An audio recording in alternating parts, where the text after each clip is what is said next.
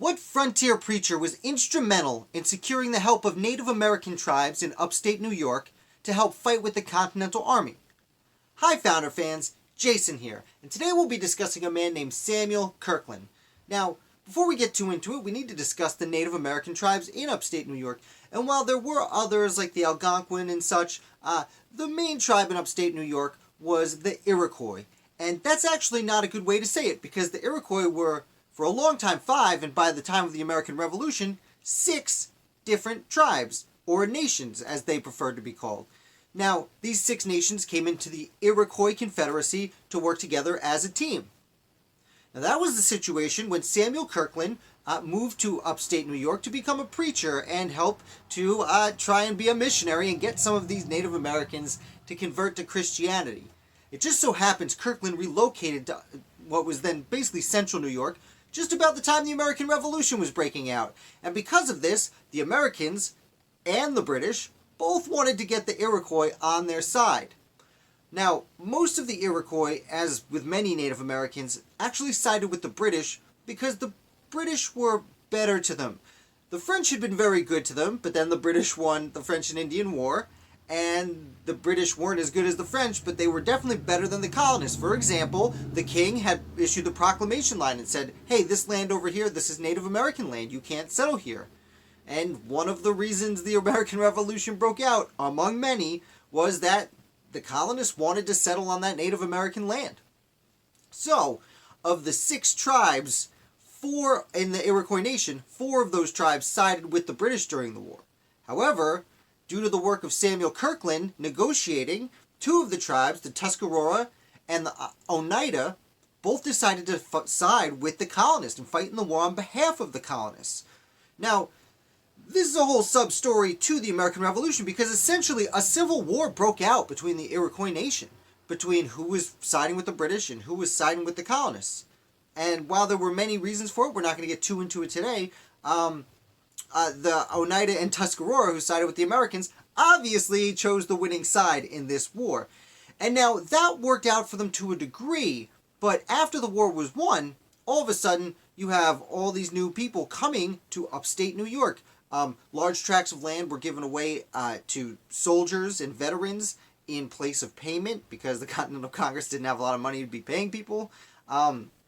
Furthermore, just the opportunity. Now, suddenly there weren't Native Americans to be worried about out in this part of the world, so people were relocating. And additionally, you have the sons of people who owned land in places, specifically New England. Most people in upstate came from New England because fathers owned land and they would give it to their oldest son, and some of these younger sons wanted some land of their own. So for all these reasons, many of these either veterans or younger men or families moved to central and upstate New York. And what happened? Well, they didn't like Native Americans very much because most Native Americans sided with the British. And we get back to Samuel Kirkland here. Samuel Kirkland, who had been this whole time negotiating with the Native Americans, at least these 2 tribes to stay on our side.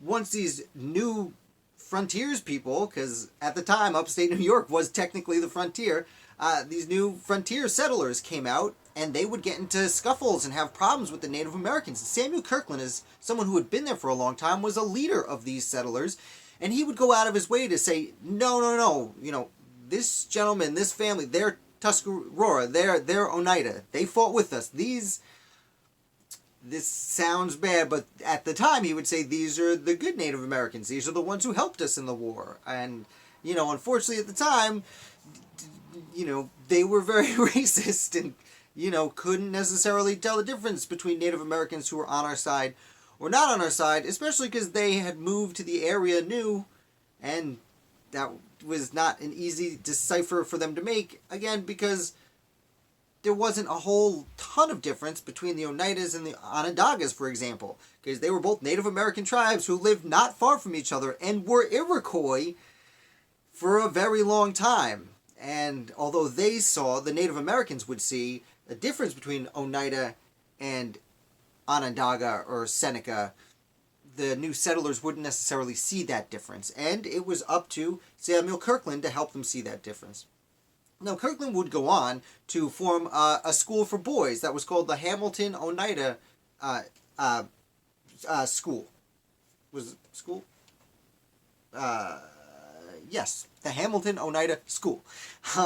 But we know that university today as Hamilton College.